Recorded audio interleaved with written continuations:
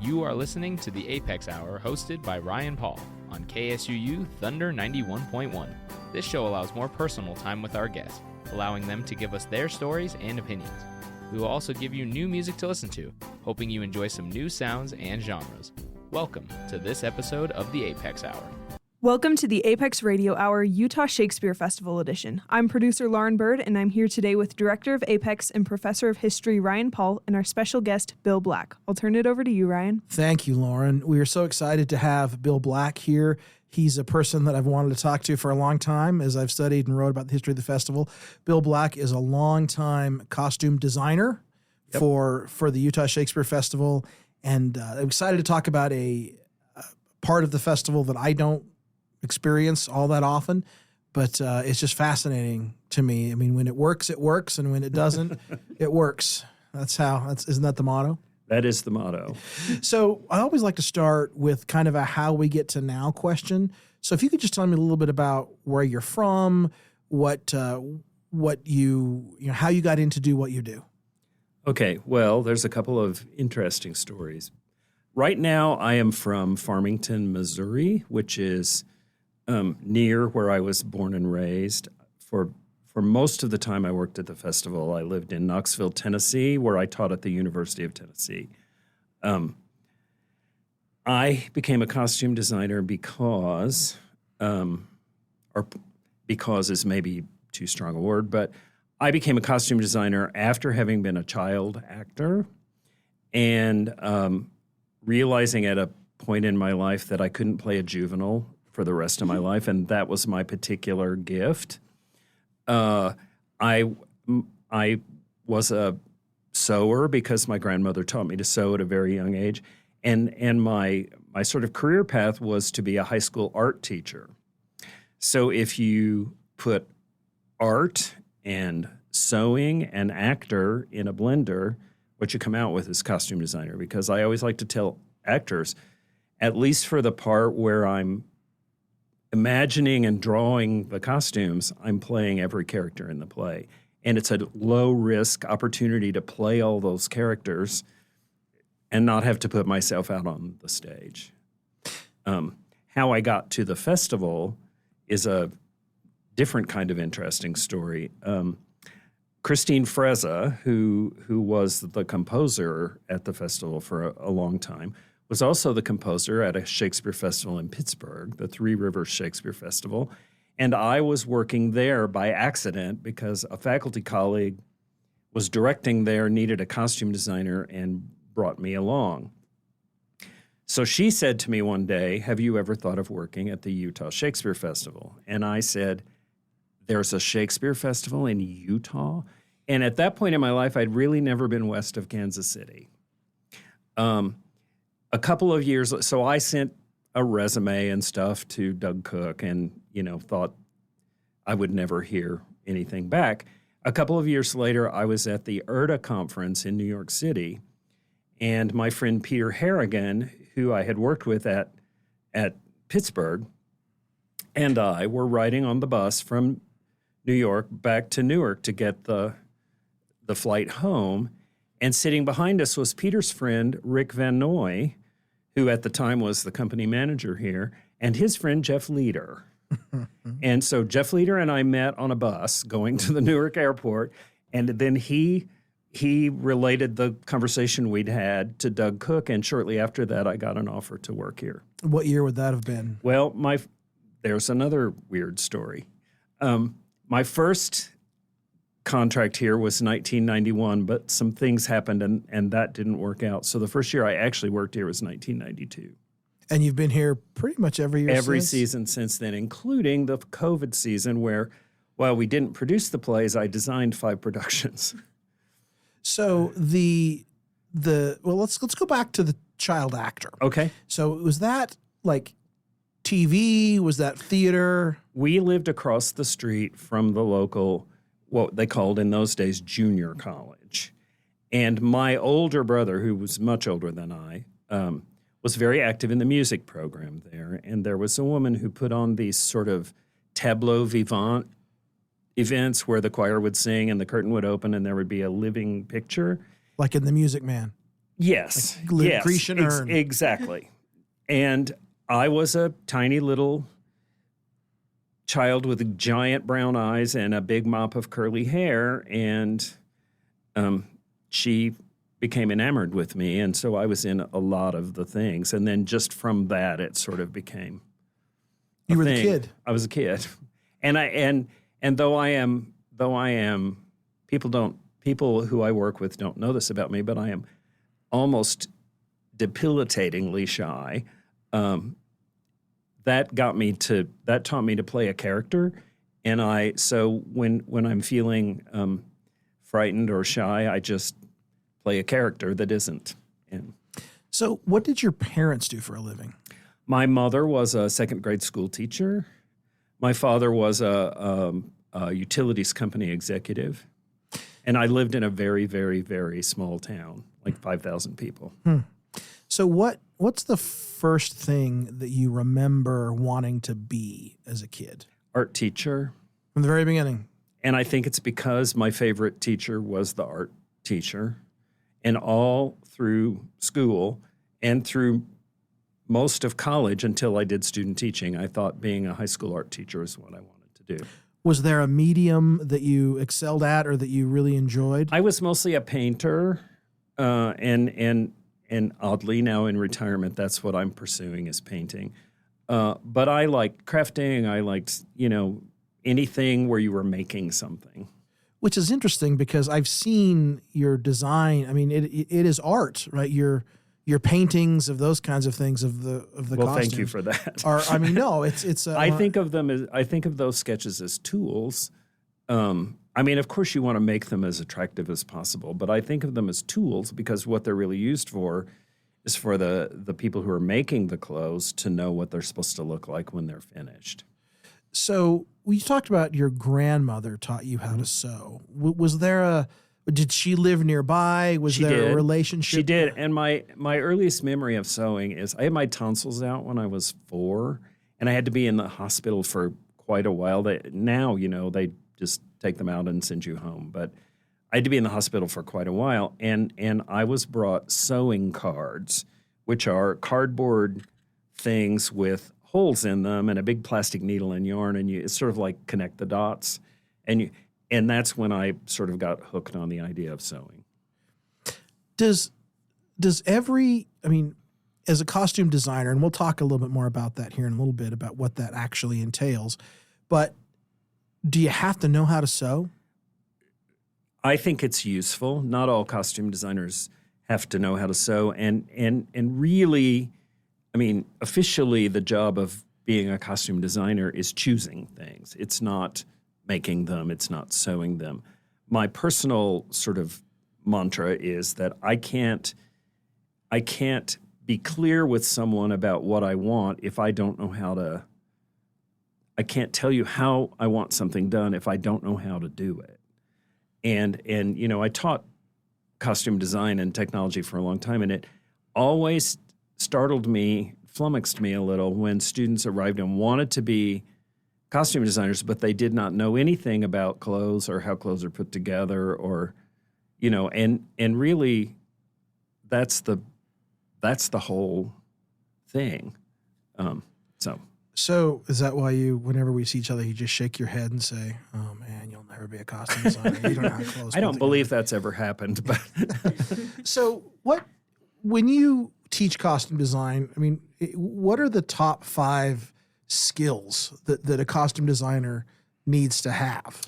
Knowing how to read a play and understand what's in it. I think understanding a little bit, at least, about the psychology of human beings, because what you're trying to express with the clothes is, somebody's state of mind, or along with whatever activity they're doing, also how they relate to other people in the story. I think you have to be a person who is a storyteller, who understands storytelling, because everything we do in the theater is storytelling, but a costume designer's job is to assist in the telling of the story. I think you need to understand basic design fundamentals like color and line and balance and, the organization of visual elements. Was that 5 yet? I think it was 4. And I think you have to be an adaptable personality. Theater is about collaboration, but at the same time, there's a leader in the collaboration, and you have to be able to take what the leader says they want, find a way to invest in it, and produce that. And at the end of the day, you may have to say, I don't agree with that, or that's not what I want to do, but here is the best way I can fulfill the goal that you have set forth for me. While still sticking to my aesthetics or principles. To the extent that that's possible, yeah. So talk me through the hiring process. I realize it was a little different back in the 90s. Now that, when they say to you, okay, we want to hire you as a designer, are you being asked by the artistic director? Or are you? It depends on the venue. For a lot of I was a university professor, so some of my work was part of that job. And the university where I taught, the University of Tennessee, had a resident Lort Theater on campus, and so I worked for the Lort Theater as part of my job there. A lot of the rest of my freelance work, honestly, came from connections I made with people here. And in some cases, a production manager will say, they'll be deciding on who's designing shows in the season, and a production manager will say, this person is easy to work with and never breaks the budget and, whatever. I think some of the work I got that way. I know, some theaters, Denver Center, for example, I had a connection with the production manager, and I got a lot of the work there that way. The same thing at Alabama Shakespeare. And those were people that I made connections with here first. Sometimes you get the work because a director that you've worked with who likes your work and likes working with you recommends you to them. And at some theaters, they do prefer to hire the designers that the director prefers. And you can see why, because, obviously if the director is preferring someone, they work well with them, and sometimes it happens because you have done a play at that theater for one of those reasons, and they just liked you, or they liked the work that you did.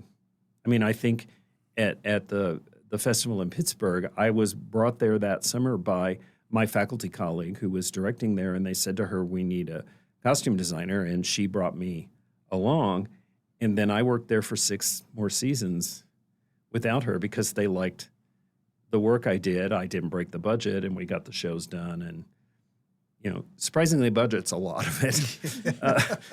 But I think they enjoyed working with me and thought highly of the work I had done, I guess. And so I got return engagements that way. So there's all kinds of ways that it happens.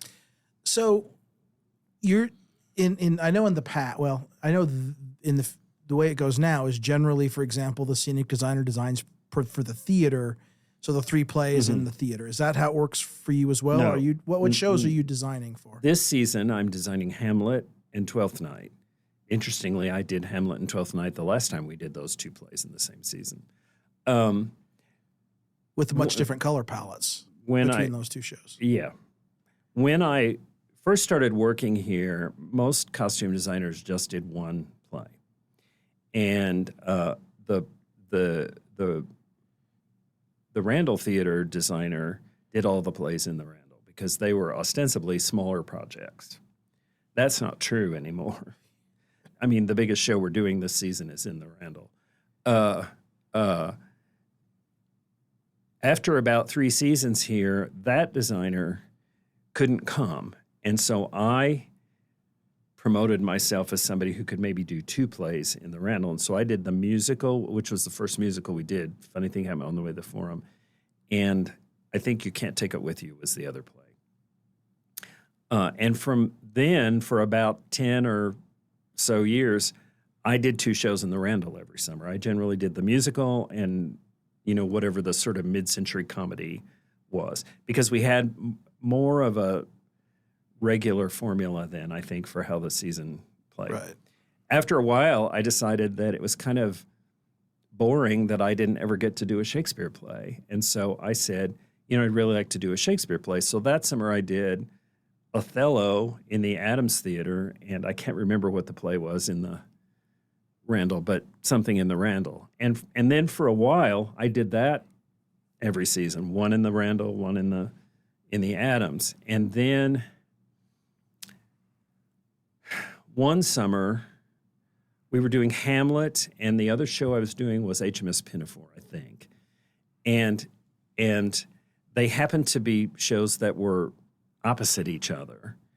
And that didn't present a problem seemingly because we would dress rehearse the Randall shows in the afternoon, and we would dress rehearse the Adams shows at night, and so I could be both places.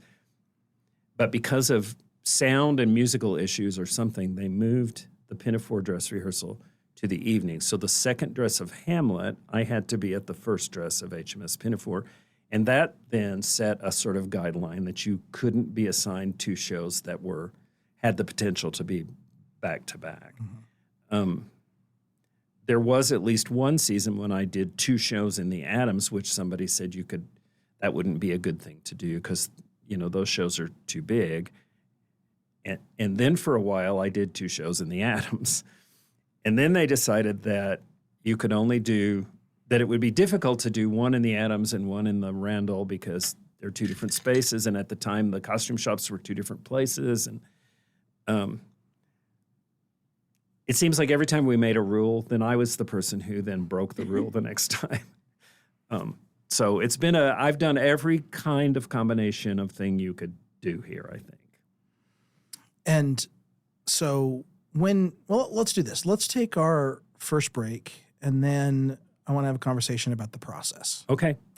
So those of you who've listened to our show or podcast before know that instead of doing commercials, we ask our guests to give us a list of 5 songs, of which we choose 4, Lauren and I, to play something that means something to them.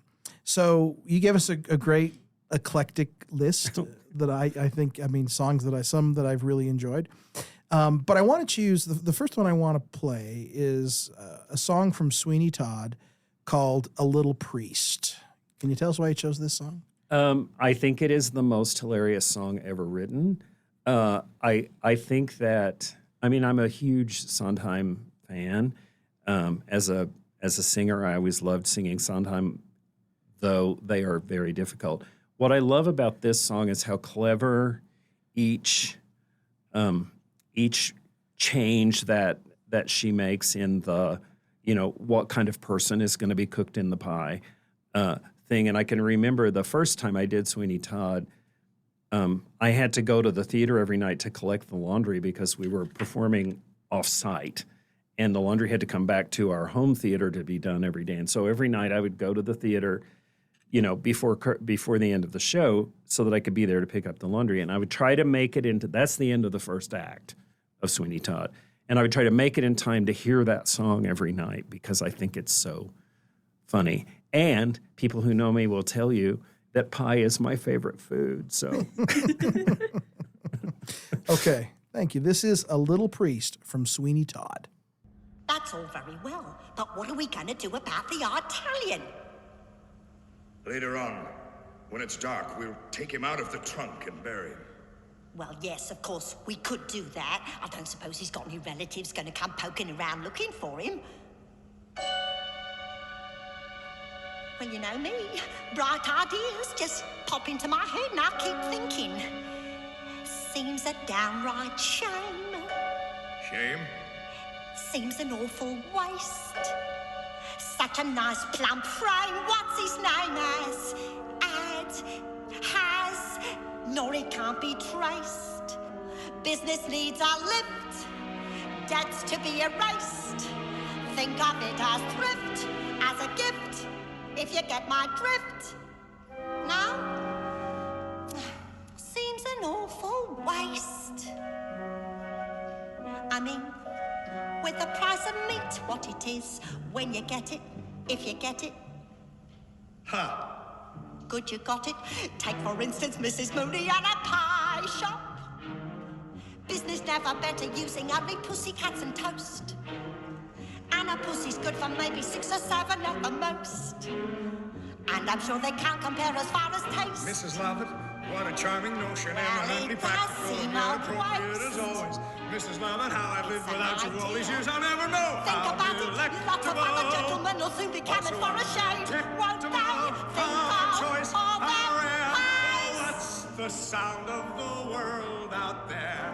What, Mr. Todd? What, Mr. Todd? What is that sound? Those crunching noises pervading the air. Yes, Mr. Todd. Yes, Mr. Todd. Yes, all around. It's man devouring man, my dear. And who are we to deny it in here? Ah, these are desperate times, Mrs. Lovett. And desperate measures must be taken. Here we are now, hot out of the oven. What is that? It's priest. Have a little priest. Is it really good? Sir, it's too good, at least. Then again, they don't commit sins of the flesh, so it's pretty fresh. Awful lot of fat. Only where it's at. Haven't you got poet or something like that? Now you see, the trouble with poet is, how do you know it's deceased? Try the priest. Heavenly. Not as hearty as bishop, perhaps, but then not as bland as curate either. Good for business too. Always leaves you wanting more. Trouble is, we only get it on Sundays. Lawyer's rather nice. If it's for a price. Order something else, though, to follow, since no one should swallow it twice. Have you any dean? No, but if you're British and loyal, you might enjoy Royal Marine. Anyway, it's clean, though of course it tastes of wherever it's been. Is that squire on the fire? Mercy no, sir, look closer, you'll notice it's grosser. Looks thicker, more like thicker. No, it has to be grosser, it's green. The history of the world, my love, Save a lot of graves, do a lot of relatives favors. is those below serving those up above. Everybody shaves, so there should be plenty of flavors. How gratifying for once to know that those above will serve those down below. Now let me see. We've got tinker, No. Something pinker, tailor, paler, butler, subtler, potter, hotter. locksmith. Lovely bit of clock. Maybe for a lark. Then again, the sweep if you want it cheap and you like it dark. Try the financier, pick up his career. That looks pretty rank. Well, he drank, it's a bank cashier. Last one really sold, wasn't quite so old. Have you any beetle? Next week, so I'm told. Beetle isn't bad till you smell it and notice how well it's been greased. Stick to priest. Now, this might be a bit stringy, but then, of course, it's our fiddle player. No. This isn't fiddle player. It's piccolo player. How can you tell? It's piping hot. Then blow on it first.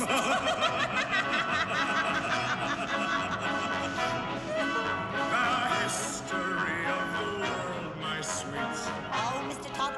Todd, what does it tell? is who gets eaten and who gets to eat. And Mr. Todd, who gets to sell? But fortunately, it's also clear That everybody goes down well with beer. Since Marine doesn't appeal to you, how about Rear Admiral? Too salty. I prefer general. With or without his privates?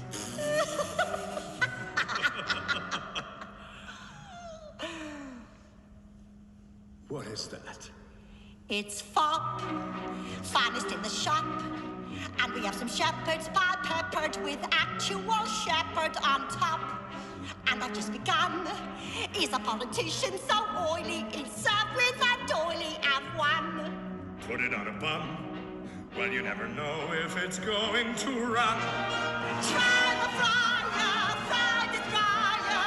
No, the clergy is really too coarse and too mealy. That actor, that's compactor. Yes, and always arrives overdone. I'll come again when you have judge on the menu. Have charity towards the world, my pet. Yes, yes, I know, my love. We'll take the customers that we can get. High-born and low, my love. We'll not discriminate great from small. No, we'll serve anyone, meaning anyone, and to anyone at all.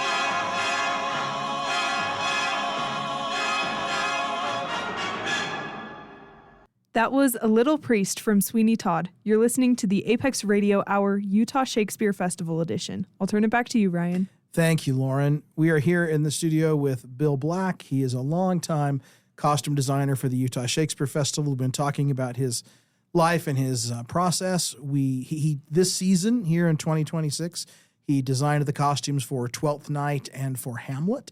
So let's talk a little bit about the process. We talked a little bit earlier about the things that a costume designer needs to have. So you can choose which show, but let's say, okay, Bill, we're going to hire you to do Hamlet or Twelfth Night. You can choose. Where does it start? Well, I mean, for these productions, I've done both of these plays 5 times before, both of them. But how my process usually starts is the first thing I do, the first 4 things I do is read the play. Again. And read the play, and read the play, and read the play. And the first time I read the play, I try to read it in one sitting to experience the text as an audience experiences it and feel the arc of the play. The second time I read it, I start reading it for details, and I usually keep a pad next to me, and I write things down like blood, or pocket, or things that are... And then the third time I read it, I start charting it out. I make a grid with all the scenes, and I start charting it out to see who's on stage together, how much time there is between things. On that chart, I also indicate blood and, costume changes if I know at that point. I'll put so that I can see how much time there is to change and what kinds of, all of the kind of technical stuff. Then I make a list of characters. And if I know at that point, and it's really helpful to know at that point, how they're going to double, because in Shakespeare plays, usually there's way more characters than you have actors, and so people double. If I know how they're going to double, that sometimes helps me in the design, because there might be parts of their clothes that can carry from, like their boots might be able to be both characters or whatever.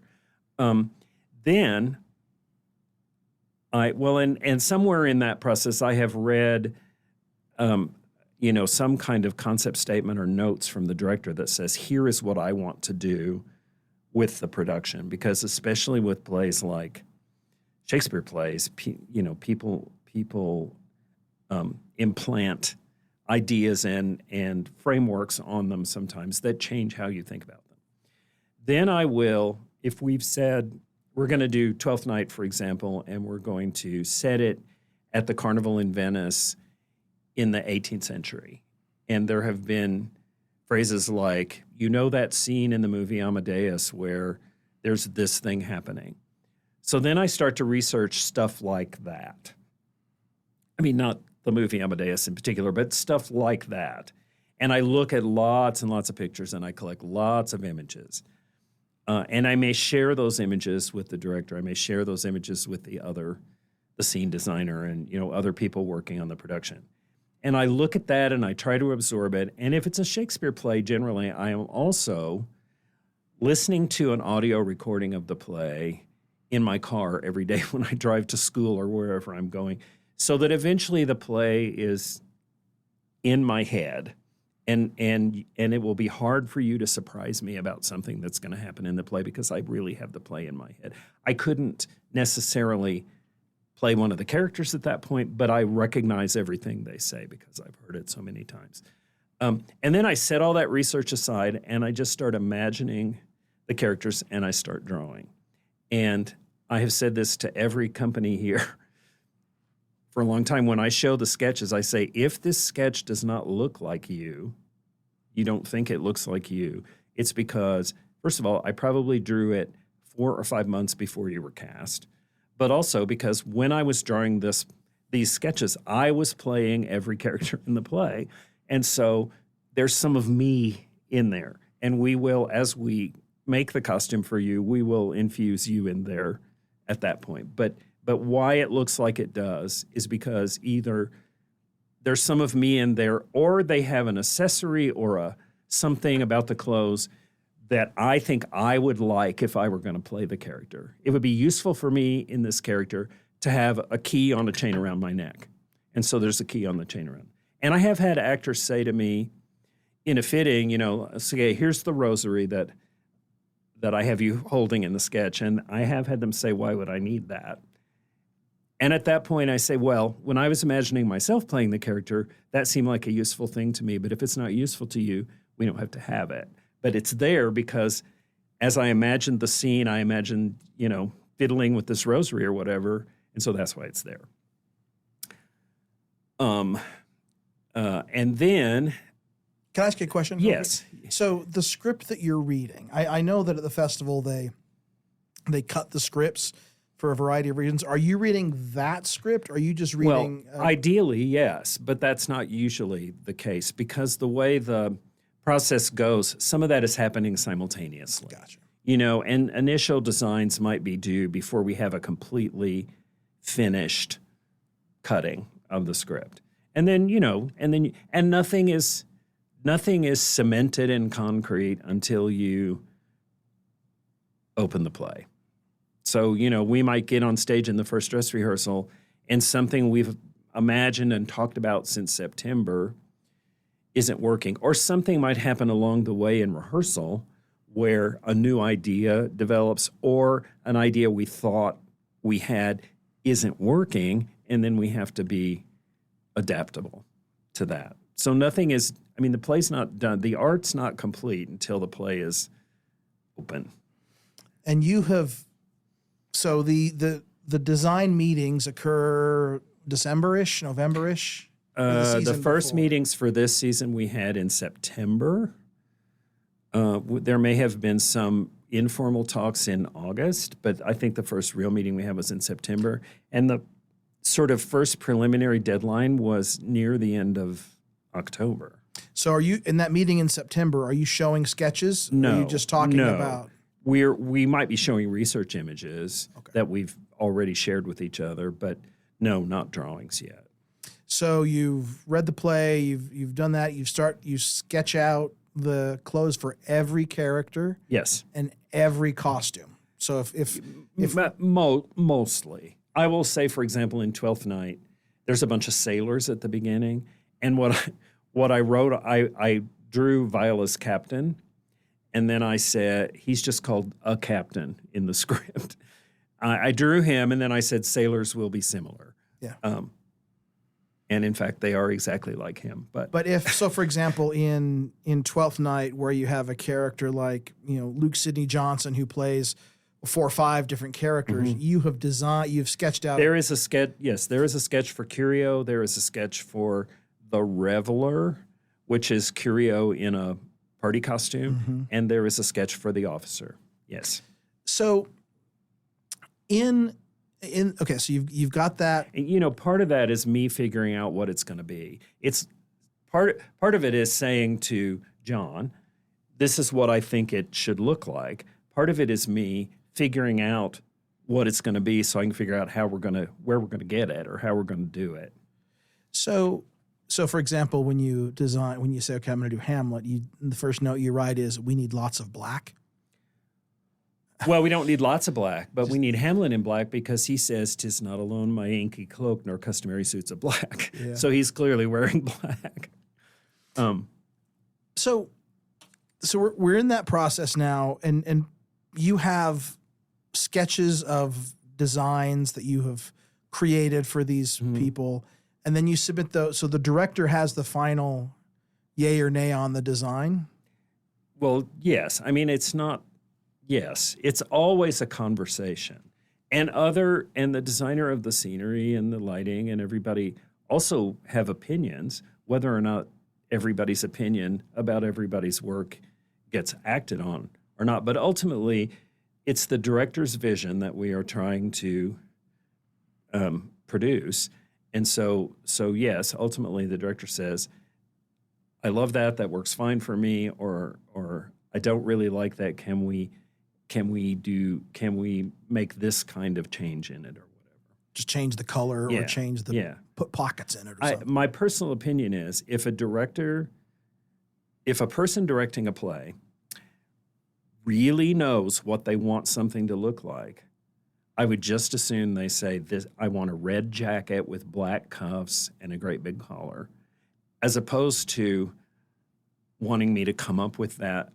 That hardly ever happens. But there are times when somebody has a really specific thing in their head, and all they can tell you about your sketch is that's not it. And if you know, I would just as soon, because I think designing is choosing, right? And so I'm not necessarily most of the time making things up. I'm choosing which things from the period or the box in which we're doing the play fit to tell the story of that character or that moment in the play. And so if you have if you're directing the play and you have a really strong idea about what you want something to look like, I just as soon you say, make it like this. And then I will say, we'll make it like that.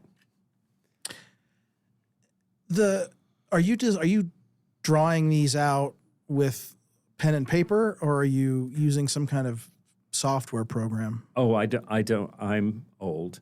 I use cheap drawing paper and a number 2 lead pencil with an eraser on the end of it. And once we have kind of reached a place where I know that's what it's going to be, then this is my process. I Xerox that onto nice paper, and I usually color them with markers, design markers, and a little gel pen and occasionally some colored pencil. Every costume designer does it a different way. And, in grad school, we were made to do everything with watercolors, and that just slows me down. And my choice of materials is what will get me through this the quickest. I need to spend no more than an hour or an hour and 15 minutes per sketch, or it's going to take longer than I have, and I'm not making any money do you know what I mean? Mm-hmm. Yeah. So you've got this completed sketch for Viola or whatever in a variety of outfits and then you submit that to somebody, or do you come up and say, okay, to do this particular dress, I need this amount of fabric in this color? Who actually assigns amounts and dollars? Well, for me, I do it. I mean, we are given a budget, which is a total amount of dollars.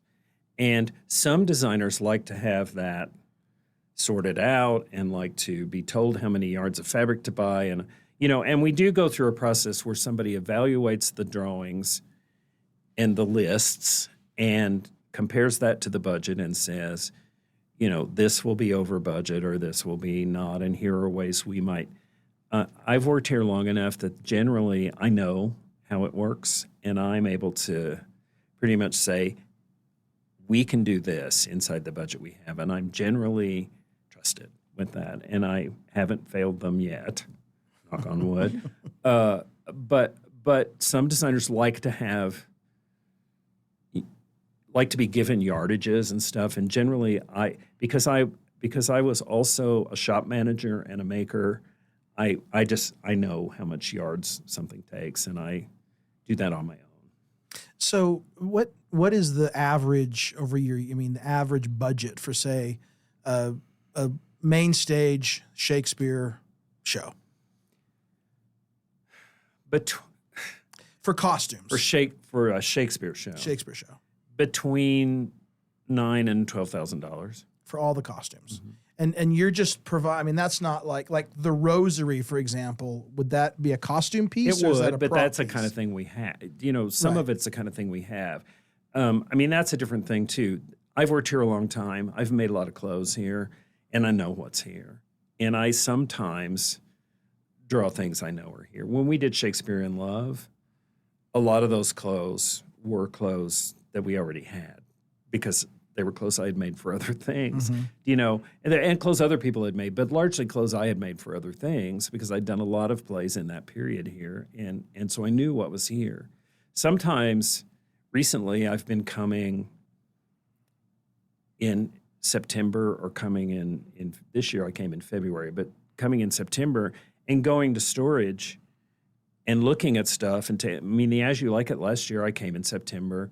I pulled a lot of things from stock, took pictures of them, shared that with the director, and the drawings were based on those things. And we used many of those things. And so that kind of determined how some things were going to go, and the rest of it was designed to go with that. So is it you kind of, okay, we're going to take the sleeves from this dress and the. No, I don't usually do that. We're going to use this robe. Oh, okay. We're going to use this doublet. Gotcha. Okay, let's take our second break, and then I want to talk about. I think it's fascinating to me to figure about how you've designed it, we've pulled it, bought it, and then now we got to make it and make it work. So let's talk about making it work here. Okay. So the next song that you've chosen is a song from a Sondheim musical, Merrily We Roll Along. It's called Not a Day Goes By. Why did you choose this song? Well, I mean, I like the song, and it's a song that I've performed before, and I just like the song. But I will say, not having been prepared to tell you why I picked the song, this occurs to me that when I'm working on a play, and this is the thing I tried to plant in students' brains too. When I'm working on a play, it never leaves me. So it's not like at 6 o'clock we punch out and I stop thinking about the play. So from the time I start working on the play, it's not that every moment I'm thinking about the play, but there's rarely a day when, at least for a moment, I'm not thinking, how can I solve this problem? Or or I see something and I go, oh, that's a thing that will help me with this particular thing. So in a corny way, not a day goes by that I'm not thinking about the play that we're working on. It's like when people say, what's your favorite Shakespeare play? It's like, whatever one I'm working on at the moment. Because that's the one that's completely obsessing my brain. Pericles. It's my favorite Shakespeare play. Oh. Without a doubt. Pericles. I love it. All right. This is Not a Day Goes By from Merrily We Roll Along.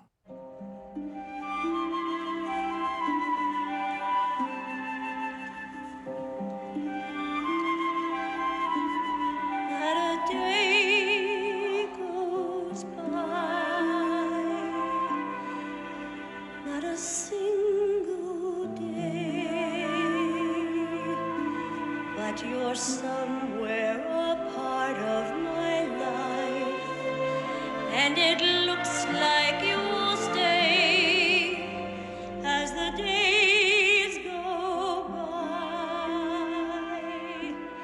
I keep thinking, when will it end? Where's the day I'll have started forgetting? But I just go on thinking and sweating and cursing and crying and turning and reaching and waking and dying. And no, not a day goes by, not a blessed day, but you're still somehow part of my life, and you won't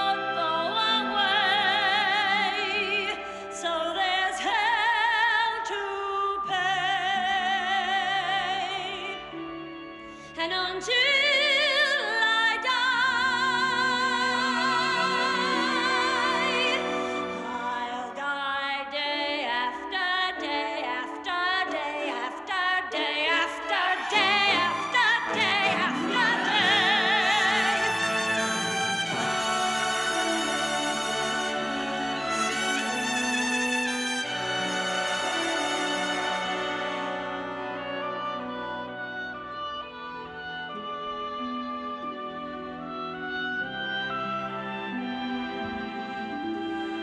So there's hell to pay, and until I die,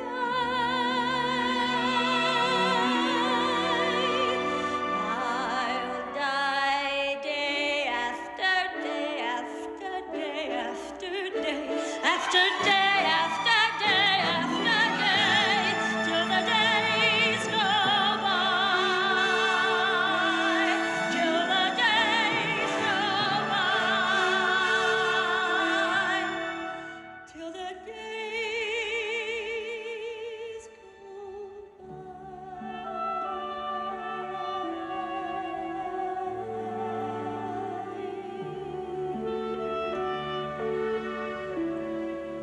till the days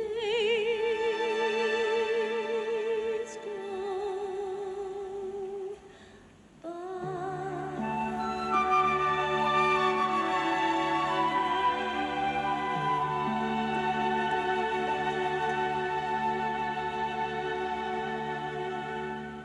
That was Not a Day Goes By from Merrily We Roll Along. You're listening to the Apex Radio Hour Utah Shakespeare Festival edition. I'll turn it back to you, Ryan. Thank you, Lauren. We're here with Bill Black. He is a senior costume designer here at the Shakespeare Festival. This season, he's done many, many shows here. How many?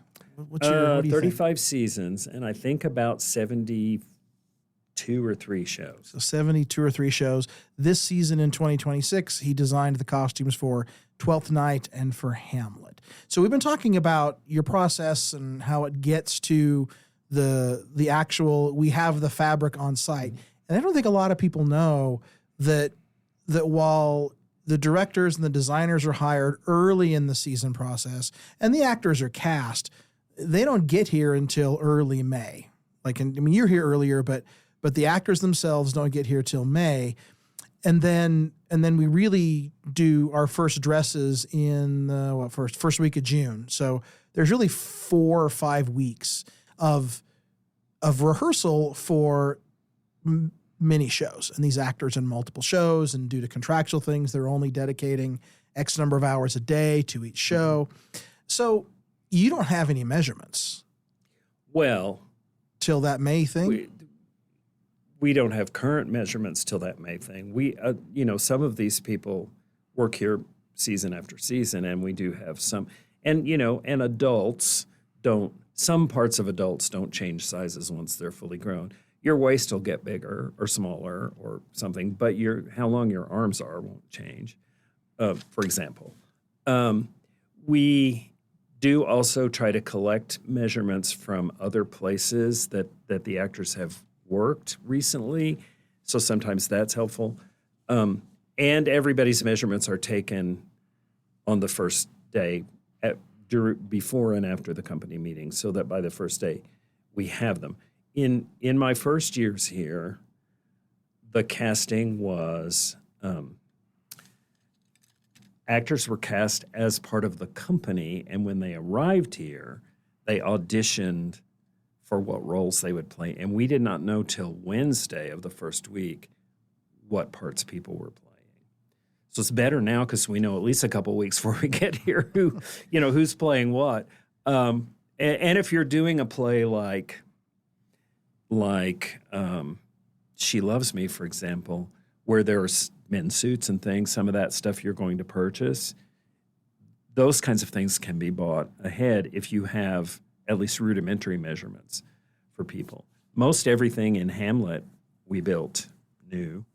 Most everything in Twelfth Night we built new, and so some of that we couldn't really start until we had their actual measurements. But most of the crew, I get here usually on Wednesday of the week before the actors get here. most of the crew gets here at the same time as the actors get here. So we can't really start very much before that. So anyway. have you ever had an experience where you have measurements and an actor shows up and you're like, oh boy, we were way off? Not too much. I will say that oftentimes actors I've not worked with before, and what I have to go on is their headshot, and they show them, they never look like their headshots. Never. And we talk about hair, it's like, well, in their headshot, it's like they're not going to have that hair when they show up. So Ozempic has not changed your business all that much? Not that much. I mean, smaller is easier to deal with than bigger. Yeah, that's true. If you were bigger than the measurements we had, that's harder to deal with than if you're smaller than the measurements we had, because it's easier to take something in than put it out. Yeah, I have heard. Well, never mind. This is not a conversation. See, I self-edited. I've not had too much of that kind of tragedy, though. So they get measured, and then what is this? So you're not actually cutting fabric and sewing the clothes. Mostly no. There is a draper who is the person who makes the patterns. There is a first hand who is a person who takes the draper's pattern and cuts it out of the fabric. And we will first, for most things, cut it out of muslin or something and do a mock-up of the costume and fit that on the actor and solve all the problems in the mock-up before we cut the real fabric. So the draper is drawing a pattern based upon your illustration. Exactly. So they're kind of unfolding multiple dimensions of the clothes that they see on It's like looking at a box and then looking at a drawing of a box unfolded into a flat thing. So that's a skill set in and of itself. It's a very advanced skill set. It's lots of mathematics. And I did that professionally for a lot of years. And so I am a designer who can say to you, here's what those pieces will probably look like. And sometimes drapers think that's helpful. And sometimes they say, I'm the draper. Stay out of my way. So the draper designs the pattern in full scale. Mm-hmm. Then the first hand takes that pattern and cuts it out, cuts all the pieces out, and then what happens? Who's the next person? And then there are stitchers. There are people whose job is to stitch those things up, and the first hand will direct the stitchers in the putting together of those pieces. And once they're put together, then we have the actors in for a fitting, and we try that on, and the draper will, using pins and markers and whatever, will make the adjustments that need to be made in that. And then the draper takes those adjustments and applies them to the pattern, which they then give to the first hand who cuts out the fabric. And so the muslin is all done, so you only really cut the fabric. You're measuring twice and cutting the fabric once. Yeah, yes. And at the end of the day, we're all cutting and we're all sewing and but initially that's how it goes. So in the fitting room, you are there as well saying, I don't like this, or could you make that a little shorter? I feel like that needs to be a little tighter. Could the shoulders be a little narrower? I think that lapel's too big. Those kinds of things. So, and the draper says that I don't think so, and you say, I'm the costume designer, get out of my way. No. It's never antagonistic. They make those adjustments, and then we look at it together and decide if that's what. I realize there is a percentage of input, but how much input does the actor have in this process? I certainly want to hear what the actor thinks, how they feel about it. If they have an idea for a choice, I'm certainly going to listen to that and see if that's a thing that can work, or I'm going to discuss with them why I think that's not a good idea, or, but the actor has input. And certainly about, I can't do this movement I need to do in this, or, my job is to help them be the character that they're being. So. Right. Is the director in the fittings as well? No, not usually. Sometimes they come see. So I'll tell you this, what I'm less likely to listen to from an actor is, I don't like or would never wear that color. Gotcha. Or something. Right.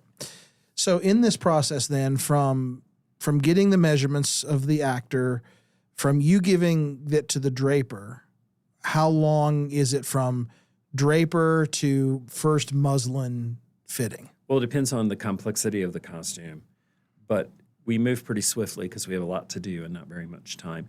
And because most of the actors, certainly most of the actors in Hamlet and Twelfth Night are in Hamlet and Twelfth Night, and many of them are also in Troilus and Cressida, which I keep wanting to call Titus Andronicus, because that's the play that starts with a T that comes to my mind first. Very different costumes. So there, we can't just have them anytime we want them for a fitting. So there is also some strategy about what days is the play they're not in rehearsing, and that's the day we should call them for the fitting. And so things are organized in the order in which we make them, related to when we might be able to get them for a fitting. There's also the advanced photo call, and so 3 or 4 costumes have to be completely finished early on, and that skews the rotation of the rest of the things a little bit too. So then it gets done, and then I guess the reason we call it dress rehearsal is that's the first time these actors are in their costumes on the stage. It's the first time we put it all in context with the... So usually before that, for about 3 days, they've been doing tech rehearsal where they've been going cue to cue, setting up the light cues, the sound cues, how the whatever moves on the stage moves, how the chairs get in and out, and all of those kinds of things. And then we add costumes at the end to complete the visual picture. And that first dress rehearsal is the first time we see it all. It's the first time some of them get to do all of the action that they do in it to make sure it's possible to do and that it doesn't get in the way. I live in fear of the perfect costume for a character getting in the way of them doing the thing. I like the costume to be supportive but not vocal. And so people don't believe me when I say this, but I'm proudest of the work when people leave the theater and what they are thinking about is not how pretty the clothes were, but how sad it is that Hamlet couldn't, work his way through the trauma that he's having or whatever, how great it is that Viola and Orsino get together at the end and that there's another one so Olivia can have one too. And, Mm-hmm. So when I've been to dress rehearsals and been to 3, the Shakespeare ones this season, and I see you kind of walking around or in the back, and are you just looking for angles? What are you really looking for there? Well, most of the time I just sit and watch it, but occasionally I will go somewhere else to see what it looks like from another angle, because does something that shouldn't show, or does something that should show not show, or Is it often that changes have to be made after a... It's not giant changes. I mean, we are changing in Hamlet. We are changing Gertrude's dress because the color was not working, and so we're making a different color dress. Oftentimes, some things have to be dyed down a little bit because they're too glary. Like things are too white. So there are a few things in both of these shows that are getting dipped down to a dingier color so they don't look so glary. They'll still look like they're white, but they won't be blinding. Shockingly white. Yeah. Things like that. Usually it's things like that. Sometimes, something just doesn't work. And it's both an awful thing and a kind of exciting thing to try to navigate the problem and solve how to fix it in 2 days, because we generally have 2 days between dress rehearsals. I can remember a Taming of the Shrew where the dress that Kate was wearing at the end of the play was not working for the actor or the director. I thought it was great, but neither of them liked it. And that was a Saturday night. And so on Sunday morning, I went digging around to see what kind of fabric I could find. And we came up with a new idea. And by Wednesday, at the next dress rehearsal, she had a different dress. And liked it? And liked it. Well, because, I was told what they didn't like about it. And so I just did something that wasn't that. That's a bumper sticker. I just did something that wasn't that. Well, yeah. So the thing I most liked about it was the thing they didn't like. So, gotcha. So how do they take care of these then? I mean, Well- you're not making multiple Viola dresses. No. And Viola doesn't really have Yeah, a dress. but I She mean, dresses yeah. a boy for most of the play. She does have a kind of a trick dress at the beginning, but I don't want to give that away. Yeah. There's a wardrobe crew who a large number of people that nobody in the audience ever sees backstage who assist with getting the actors dressed, making their changes, and who maintain the clothes between performances. And so there's laundry facility, and there's a craft person and some other people who were on for the whole season who fix things. And Are these like machine washable clothes? not all of them, some. Everybody's got a skin part that washes, like a T-shirt or the thing closest to their body usually is washable. Interesting. They do get dry cleaned from time to time. Right. So are you like the directors in the sense that once the show opens, you're done and you go home? Essentially, yes. Once the play is open, I'm dismissed. And I do get the performance reports, and so it's interesting for me to see what's, how it's going. And if something big happened, I would probably be consulted about, for example, if halfway through the season we had to replace a person and they were radically different from the person, I might be consulted about how to, if there's anything different. But usually, once I'm gone, I'm pretty much out of it. Like last season when I had to fill in for Jeffrey Kent as Mark Antony. That was a joke. Radically different. But I would love you in that blue eyeshadow. So you talked about your process, and I would imagine it would be difficult, as deeply involved as you get, to be dealing with multiple trains on the tracks. So you finish here, and how much space do you have between your next costume designing gig? Well, now that's not applicable because technically I'm retired. And so, I do have 2 productions of Christmas Carol that remount every year, but I don't even have to go to those. They just reuse the same costumes? Just send me a check. If something is going to change. Last season, one of them, I had to go because we changed a character, and I went for 2 days and I sent them the drawing, sent them the fabric, went for 2 days and saw the thing on stage, and, that was it. Before I retired, I generally had about 5 or 6 productions a year, counting the 2 here. And you have to work on them simultaneously because the deadlines overlap. And I have always said from concept to preliminary design, you get 2 weeks of work. And I can do that 2 weeks of work over the course of several months, or I can do it in October, or I can do it in February. But if we start in October and something's not due till February, do not think that I'm going to work every day from October to February on that. Mm-hmm. You get about 2 weeks of time at the drawing table, unless it's humongous, and then you get another week of fixes and coloring and, and that's the process. And so you can interweave those. I can remember leaving for 2 days from here during the bill to go to Denver and have a meeting about something I was going to do there in the fall, and then coming back here. And while I was working in the daytime on the show here, at night I was drawing that show. So, you have to be able to compartmentalize a little bit and say, okay, now I'm thinking about and working on this thing. And that doesn't mean that there wouldn't be a moment when you're sitting at the table in the shop here sewing on something, your mind isn't going, how am I going to solve this thing in the other play?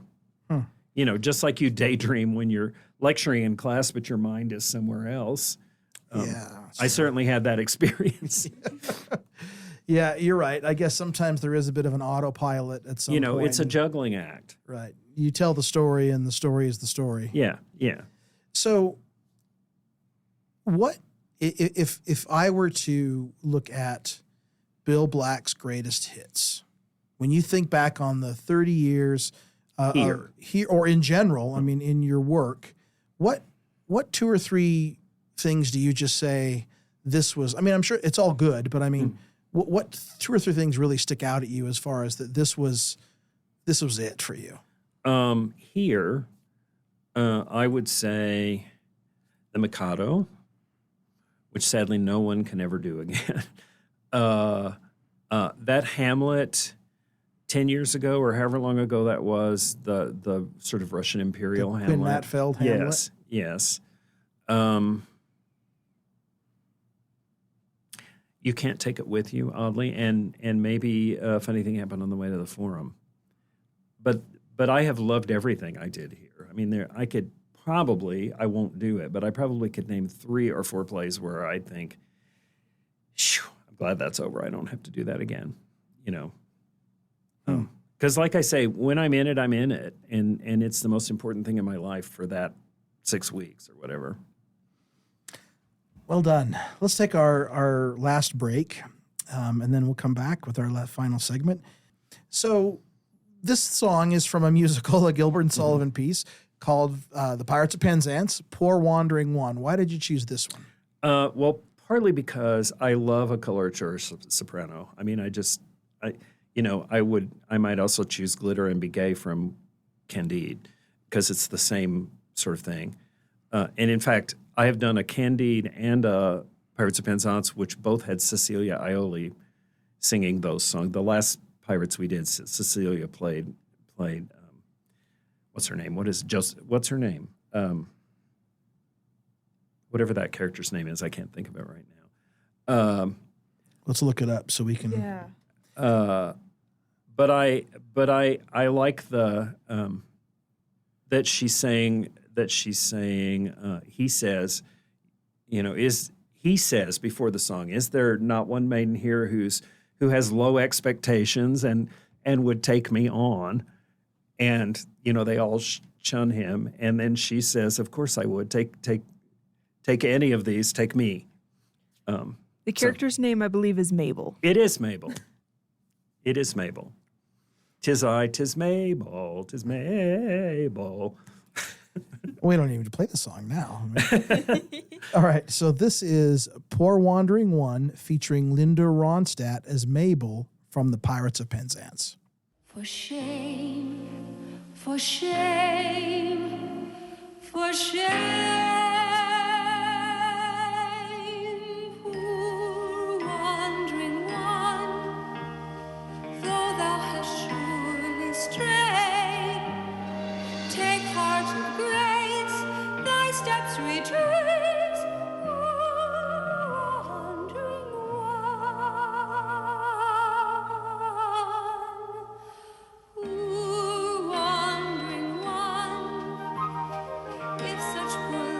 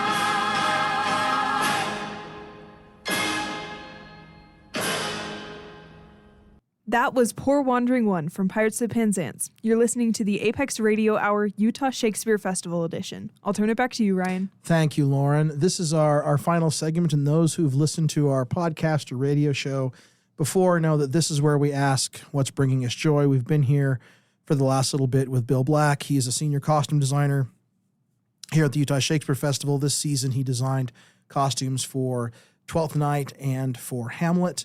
So, Bill Black, what are you currently watching, reading, listening to, or playing that is bringing you joy? Well, I'm not currently watching anything because I'm working long days. I love books that are based on, this is going to sound very nerdy, I love books that are based on the plot lines of Shakespeare plays. And this book is called The Story of Edgar Sawtelle, and it's about dog breeders, but it is based on the Hamlet plot. And it's timely to read that again. This is not the first time I've read it, but read that again while working on Hamlet. And what brings me joy about it is how I think the book's not necessarily only for people who know Hamlet, but what brings me joy is how clever the elements of the plot in Hamlet are woven into this thing that's about dog breeders.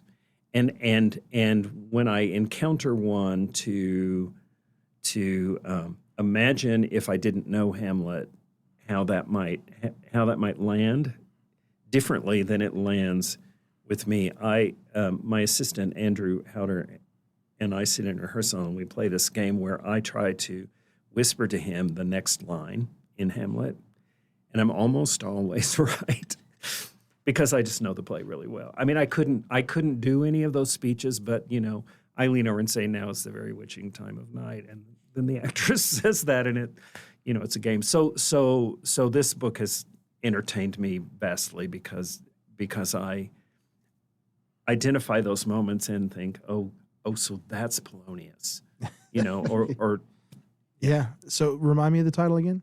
The Story of Edgar Sawtelle. The Story of Edgar Sawtelle. Beautiful. Lauren Bird, what are you currently watching, reading, listening to, or playing that is bringing you joy? So actually, while I was driving up here, I finally started The Unselected Journals of Emma M. Lyon, and it's one that I've gotten recommended to me by like 3 different people in real life, and then like a couple of people that I follow on Instagram have all been talking about it recently. And the first one's only like 3 hours, so I was like, okay, I'll listen to it. And it's just delightful. I love me some like period drama stuff, and it's just really fun and light, and I'm enjoying it so far. That has been bantered around my house and my extended family. We just had a family event last weekend, and I'd like 2 people recommend it in the span of 2 days a couple weeks ago. So I'm like, well, I guess I need to read it now. There you go. Yeah. What about you, Ryan? What are you currently watching, reading, listening to, or playing that's bringing you joy? I am watching a television show that I'm thoroughly enjoying. And in fact, my wife, Cammie, who works at the Shakespeare Festival, we talk about this, and I'm reminded of you every episode. Uh-oh. And it's a show called The Gilded Age. Oh. On HBO. It's a Julian Fellowes piece. It's not your typical HBO, series, but I got to tell you, it is compelling. Cammie's watched it all the way through. I'm working my way through with her. I mean, of course, as a historian, I find that interesting. But the costumes in this show they are fancy. Absolutely amazing to me. Yeah. Like, I can't imagine, a life where you have to change your clothes 7 times a day. Right. Well, that's the late Victorians. Yeah. So I remember I just keep thinking every time I see it, I think, I wonder what Bill Black thinks of this show. I wonder what he thinks about the Gilded Age. I wonder. So what do you think of the Gilded Age? I like it. The clothes are fancy. They're a little costumey, but I think they are telling the story that they're trying to tell there. And I'm often reminded, I lived in Tennessee for 43 years, just about 100 miles from the Biltmore House. And I'm reminded of the Biltmore House. And the Biltmores would have been part of that circle in the settings in that story. So. Right. Well, I mean, the Gilded Age season 4 premieres soon. So Yeah. we're finishing season 3. So The Gilded Age. That's what's bringing me joy. Bill Black, thank you for being here. We're going to go out with your fourth song, which is And I'll Be There by Michael Feinstein. Why did you choose this one? I am a hopeless romantic, and these kinds of, I like singing these kinds of mushy songs. It's a mushy song. It's intended to bring a little tear to your eye, and it's the kind of song that I like performing when I'm singing. That's why. It's a beautiful song. I'd never heard it before. Yeah. It's a beautiful song. So thank you for being here, Bill Black. Thank you for listening to this Apex Radio Hour Shakespeare Festival edition. This season, if you want interested in tickets or any other information, you can visit bard.org. There are 6 plays going on currently soon, and then the other 2 will be added in the next couple weeks. We have in the Engelstad Theater, Twelfth Night, Troilus and Cressida, and Hamlet. In the Randall Theater, we have Something Rotten, She Loves Me, and See How They Run. And in the Ames Theater, which will open first part of July, we have the book club play and Mary Shelley's Frankenstein. Thanks again to Bill Black. Thanks again to Lauren Bird. And in the words of the great American poet Bill Withers, I wish you well. And this is And I'll Be There by Michael Feinstein.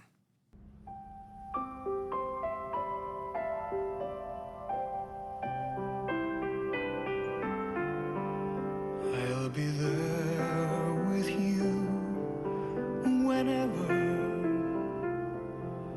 the world seems far too wide.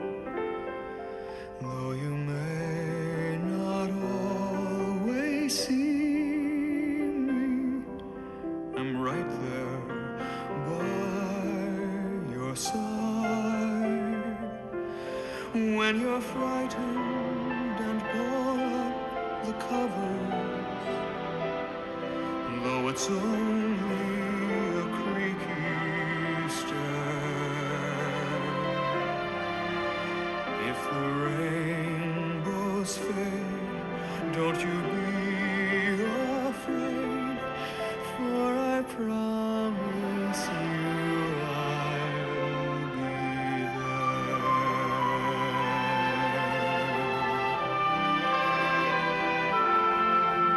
When the shadows come and moonlight paints pictures on the wall, and you're feeling lost and lonely, like no one cares at all. When you can't chase the demons inside you, and it's more than a soul can bear,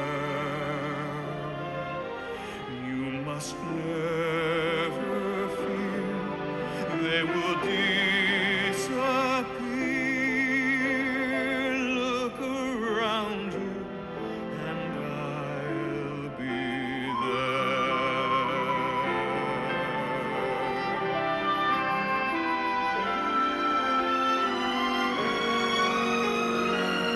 There'll be times when friends desert you, and life may let you down, and those moments leave you feeling like the circus just left town. You just tell me if anything hurts you. I'll make it alright, I swear.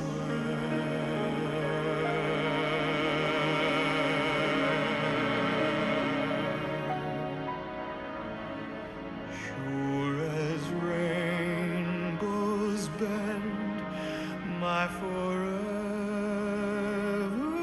friend,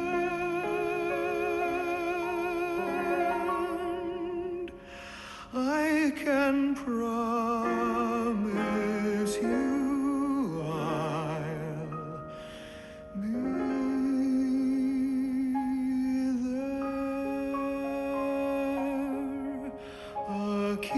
said.